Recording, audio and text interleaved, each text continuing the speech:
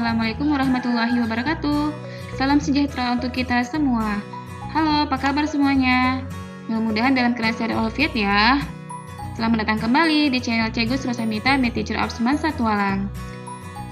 Baik, hari ini kita akan mempelajari materi Matematika Umum kelas 11 di semester genap, tepatnya di KD 3.6 dan 4.6, yaitu tentang barisan dan deret. Pada kegiatan pembelajaran 1 kali ini, kita akan mempelajari 3 subtopik, yaitu pola bilangan, barisan, dan deret.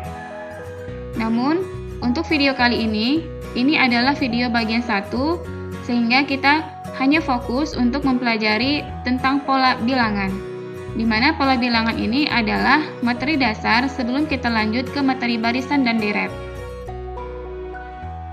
Ada baiknya sebelum kita melanjutkan ke pembahasan materi, kita harus memahami dulu apa saja kompetensi dasar, indikator pencapaian kompetensi, dan tujuan dari pembelajaran kita kali ini. Yang pertama, kompetensi dasar yang harus kita kuasai yaitu tercantum pada poin 3.6 dan 4.6. 3.6 menggeneralisasikan pola bilangan dan jumlah pada barisan aritmatika dan geometri. 4.6 menggunakan pola barisan aritmatika dan geometri untuk menyajikan dan menyelesaikan masalah kontekstual, termasuk pertumbuhan, peluruhan, bunga majemuk, dan anuitas. Dan untuk indikator pencapaian kompetensinya, pada video kali ini hanya ada 2 saja, yaitu pada poin 3.6.1 mendefinisikan barisan bilangan, dan poin 3.6.2 menyatakan pola.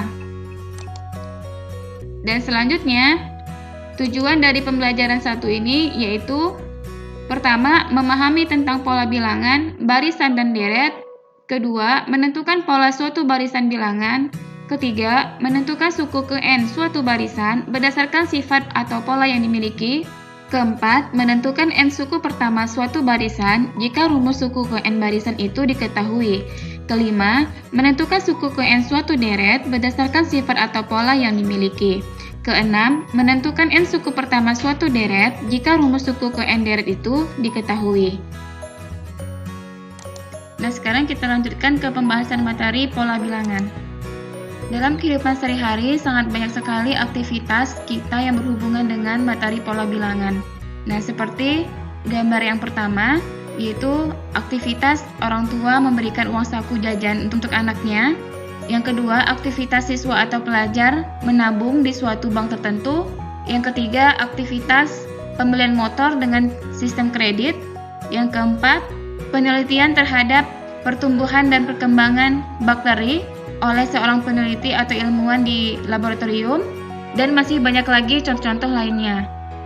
Agar lebih jelas apa itu pola bilangan, seperti apa hubungannya dengan kehidupan sehari-hari kita ambil satu sampel atau contoh dari aktivitas atau kegiatan seorang peneliti terhadap pertumbuhan dan perkembangan bakteri ini.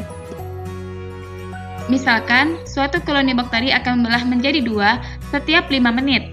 Jika pada permulaan terdapat 90 bakteri, maka berapakah jumlah bakteri setelah setengah jam? Nah, untuk menyelesaikan masalah ini, kita harus menggunakan konsep barisan dan deret. Nah, sebelum menggunakan konsep barisan dan deret, kita harus paham dulu pola bilangannya seperti apa nantinya. Nah, untuk lebih jelasnya, sebelum kita mencari jawaban dari permasalahan ini, yang nantinya akan kita bahas pada KD 4.6 di video selanjutnya. Maka, di sini kita harus benar-benar memahami bagaimana cara mendefinisikan pola bilangan dan menyatakan polanya. Sekarang kita lanjut ke pembahasan materinya. Yang pertama, pengertian barisan bilangan. Nah, untuk pengertian barisan bilangan, itu dapat kita simpulkan setelah memahami ilustrasi contoh pertama ini. Diketahui data uang saku seorang anak sekolah setiap hari adalah Rp10.000, dan untuk menumbuhkan niat menabung, orang tuanya menambahkan sebesar Rp1.000 tiap harinya. Nah, untuk mendefinisikan pola bilangannya, dapat kita tuliskan dalam bentuk barisan seperti ini.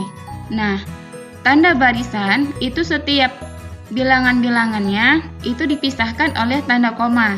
Nah, terlihat ya di sini antara bilangan 1, kedua, ketiga, keempat itu selisihnya Rp1.000.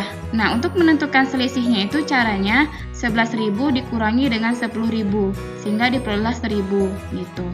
Atau cara lainnya 10.000 ditambah dengan 1.000 menghasilkan 11.000. 11.000 ditambah 1.000 menghasilkan 12.000 dan seterusnya. Nah, dengan demikian kita dapat menyebutkan untuk yang bilangan pertama itu disebut dengan U1, unit 1 ya, atau disebut suku ke-1. Bilangan kedua disebut dengan unit kedua atau U2 atau suku kedua. Bilangan ketiga disebut dengan suku ketiga, bilangan keempat disebut dengan suku keempat, dan seterusnya sampai dengan bilangan fungsi Fn disebut dengan UN atau suku ke N. Nah, suku ke N ini merupakan sebuah fungsi. Jadi untuk materi barisan dan deret kita harus memahami betul materi prasyarat, yaitu materi fungsi yang sudah dipelajari di kelas 10 semester 1 pada bab 3. Sehingga dapat kita simpulkan untuk pengertian dari barisan bilangan adalah urutan bilangan-bilangan dengan aturan tertentu. Nah, sesuai dengan barisan yang di permasalahan tadi, kita ketahui bersama di sini ada keteraturan. Ya, ada keteraturan setiap harinya itu uang sakunya bertambah Rp1.000. Kemudian setelah disusun dalam bentuk barisan, maka dapat ditulis bilangannya secara berurutan. Jika kita notasikan dalam bentuk matematika seperti ini, U1, U2, U3, dan seterusnya sampai dengan UN dikurang 1, dan yang terakhir yaitu UN. UN ini adalah suku yang terakhir. Kemudian untuk U1 itu bisa ditulis dengan huruf A saja. Dengan demikian dapat disimpulkan untuk UN sama dengan fungsi Fn, di mana rumus UN atau suku ke N ini adalah rumus umum suku ke N dari barisan bilangan. Sampai di sini jelas kan? Jelas ya? Nah, sekarang kita lanjut ke contoh yang kedua, yaitu menentukan manakah yang merupakan barisan bilangan dan bukan barisan bilangan dari pola bilangan berikut ini. A, B, C, D, E, F, G. Nah, sesuai dengan kunci jawabannya, di sini yang merupakan barisan bilangan yaitu A, B, C, D, E. Dan yang bukan barisan bilangan yaitu F dan G. Penjelasannya, sama-sama kita perhatikan pola yang A. 1, 2, 3, 4, 5. 1, 2, 3, 4, 5. Nah, setiap suku ini jaraknya adalah 1. 1 tambah 1, 2. 2 tambah 1, 3. 3 tambah 1, 4. Dan seterusnya. Nah, di sini terlihat ada keteraturan pola. Sehingga ini merupakan barisan bilangan. Lanjut yang B. 2, 4, 6, 8, 10, dan seterusnya. 2 dengan 4 itu jaraknya 2, 4 dengan 6 jaraknya 2, 6 dengan 8 juga jaraknya 2. Memiliki keteraturan yang sama juga. Kemudian yang C, 14, 11, 8, 5, 2, dan seterusnya. 14 ke 11 itu selisihnya 3. Berarti min 3, 11 ke 8 min 3, 8 ke 5 dikurang 3, dan seterusnya. Nah, sini terlihat ada keteraturan yang sama. Kemudian yang D, 2, min 2, 2, min 2, 2, min 2, dan seterusnya. Jika kita lihat pola ini, jarak antara 2 dengan min 2 itu min 4, jarak min 2 terhadap 2 plus 4, jarak 2 dengan min 2 minus 4, jarak min 2 terhadap 2 plus 4, jarak 2 terhadap min 2 juga negatif 4. Kemudian negatif 4 terhadap plus 4 itu diperoleh dari perkalian min 1. Min 4 dikali min 1 itu hasilnya plus 4. Negatif 4 dikali negatif 1 hasilnya positif 4. Kemudian positif 4 dikali negatif 1 juga itu hasilnya negatif 4.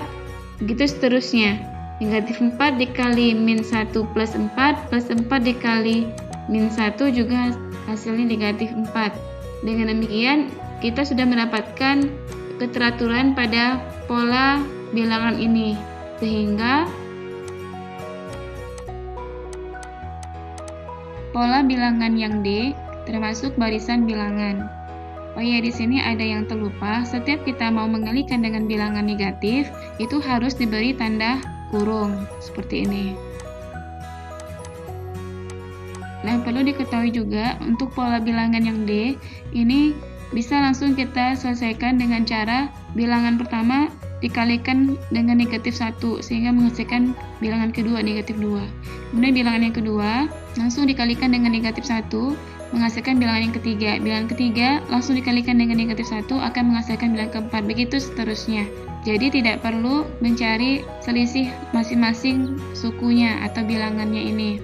Nah, dengan cara ini juga bisa, ini namanya cara 2 tingkat. Nah, untuk materi 2 tingkat ini akan kita bahas pada video selanjutnya.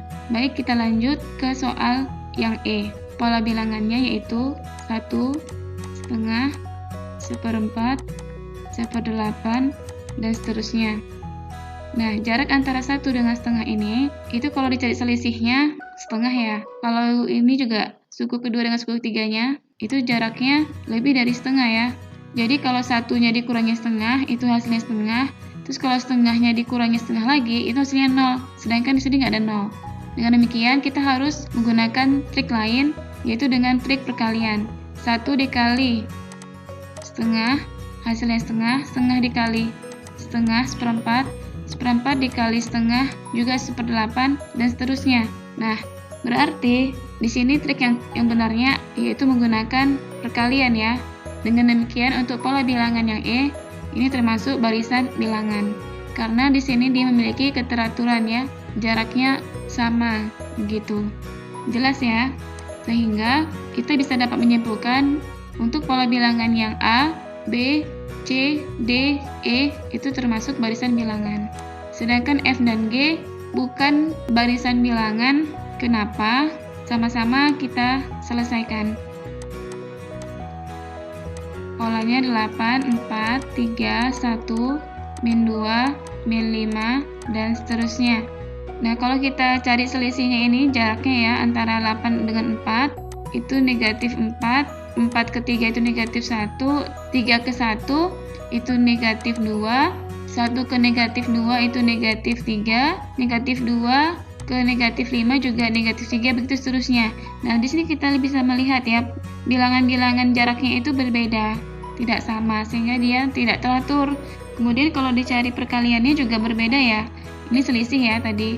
Kalau kita menggunakan metode perkaliannya, ini 8 dibagi 2, hasilnya 4 dibagi 2, sedangkan 4 menjadi 3 itu mau dibagi berapa gitu ya kan. Jadi kan tidak ada yang benar nih solusinya. Dengan demikian, terbuktilah yang F ini bukan barisan bilangan. Kemudian yang G, polanya 1, 5, 3, 7, 9, dan seterusnya. 1/5 itu jaraknya 4, berarti plus 4.